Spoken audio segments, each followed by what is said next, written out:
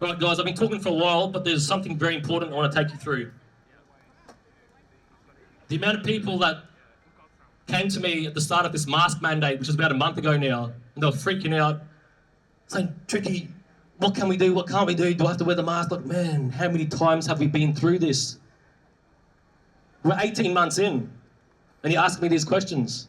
I don't have the time or the energy to spoon feed each and every one of you guys. It's very simple. You jump online, you look at the Queensland Government website, you read through it, you highlight the areas that you think you can use. Now, we all know it's crap, but even in their own crap, we can use it against them, and we can use it to go about our day the way we should be. Self-education. I've highlighted a few things to go through quickly with you guys, all right? All shared parenting, child contact, and sibling contact arrangements can occur, not just court-determined. So you've got a brother that lives over there, maybe a brother from another mother with a couple of kids that he needs you to look after. That's a childcare arrangement. That's an essential reason according to this. You can travel for that.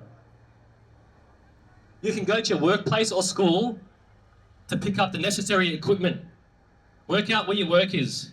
If you're anywhere along that line between your house and work, you can officially be going to your work to get something to use to work from home. A computer, laptop, some chargers, whatever it may be, guys. Be creative. Who here thinks when we're in lockdown, so these restrictions were from the lockdown, I'm talking about the lockdown, okay? Who here thought in the lockdown we could only travel 10 k's from our home? Because you're wrong, right? It says it in the paperwork. You can, if your essential reason to leave your home is to exercise, then you have to stay within 10 k's.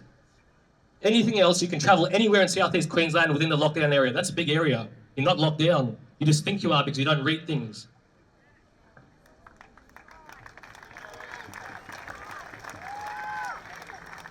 Now, you don't need to wear a mask unless you can't social distance. And everybody here looks to me pretty like they're on 1.5, so they don't have to wear a mask. Good to see. Even in these periods, read this. If it says that, I still see people walking around. I know they don't want to wear a mask, but they're wearing a mask because they think they have to. You don't have to wear it unless you can't social distance. Inside, outside, or in a workplace. 1.5. If you're outside 1.5 and you can be outside 1.5, you don't have to wear a mask. That takes me on to medical exemptions for the masks in Queensland. There are many different reasons for medical exemptions, right? Asthma is one of them. A lot of people have asthma. If you get a prescription from your doctor for asthma, you're exempt. You don't need to provide proof or a certificate of exemption. Now, everybody here, the thought of wearing a mask, knowing what's really going on, would create some level of anxiety, am I right? You're all exempt. It's serious. That's a medical condition which they recognise, which makes you exempt from wearing a mask. Right? So even if you're in 1.5, you don't need to wear a mask. That's on camera. Welcome to the exempt club.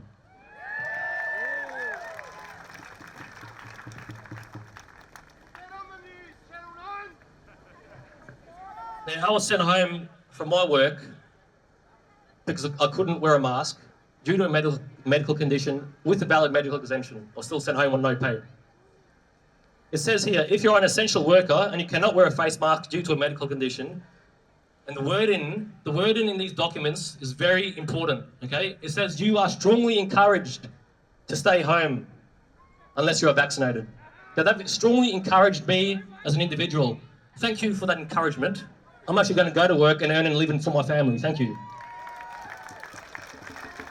Okay, and I told my workplace, I wrote some emails to them, and I said to HR, strongly encouraged does not equate to the forceful removal of an employee against their will.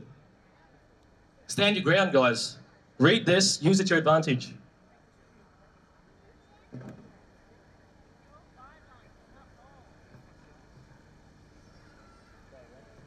Another one, commercial construction can continue at occupied premises. Can continue, right? Now, interactions should be kept to a minimum. This is important. I want you guys to focus on this, guys. Should. That doesn't mean anything. It's a guideline, okay? If they say must, then you have to do it. Anything in here that says you should, you don't have to do it. It's up to you. That's how the writing in these documents works. Should and must are two very different things. So read it carefully, highlight the areas that apply to you or which you think you can use.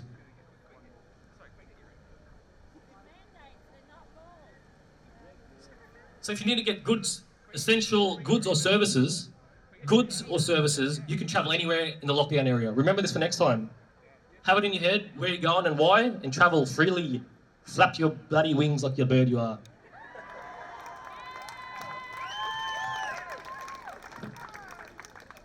Provide care or assistance to a vulnerable person. 2,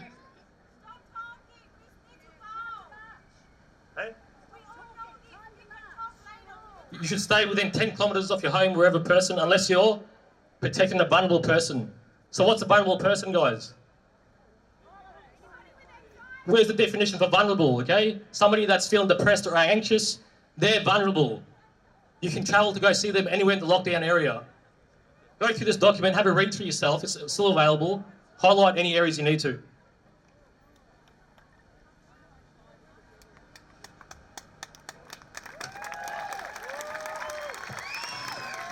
Some guys are going to anger me saying, let's go, let's go. Well, listen, guys, the march, sorry to break it to you, isn't going to win the war, okay? Information like this, to protect the people, is going to make a big difference.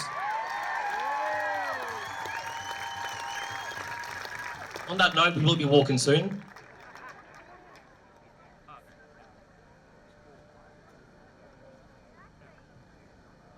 Human Rights Act 2019, Section 19, 21, 22.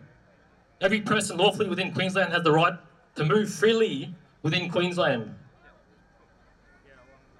Every person has the right to freedom of expression. And every person has the right to freedom of public assembly, which is what we're taking part in now. You have the right to be here. Section 13 states that these human rights can only be limited by control measures that are in proportion to the risk. How many people dead in Queensland this year from COVID? One. One death in 8 months, and we're getting locked into our homes like prisoners. That is disproportionate.